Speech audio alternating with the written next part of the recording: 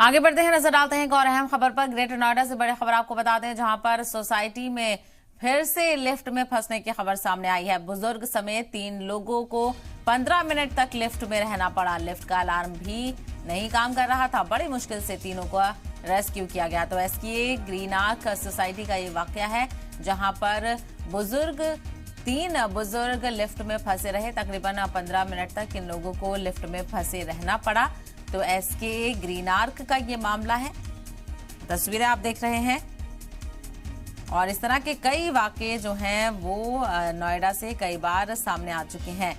तो ग्रेटर नोएडा की सोसाइटी में फिर लिफ्ट फंसने की खबर सामने आई है। बुजुर्ग समेत 3 लोग 15 मिनट तक लिफ्ट में फंसे रहे। लिफ्ट का अलार्म भी काम नहीं कर रहा था और बड़ी मुश्किल से तीनों का रेस्क्यू किया गया। तो एसके ग्रीन आर्क सोसाइटी का ये वाकया है, जहां पर लिफ्ट फंसने की खबर सामने आई है। और आए दिन ग्रेटर नोएडा की जो सोसाइटीज हैं, जिनको पॉश सोसाइटीज कहा जाता है, उनका जो इंतजाम है वो आप यहां देख सकते हैं, किस तरह से लिफ्ट में से लोगों को मशक्कत करके बाहर निकाला जा रहा है।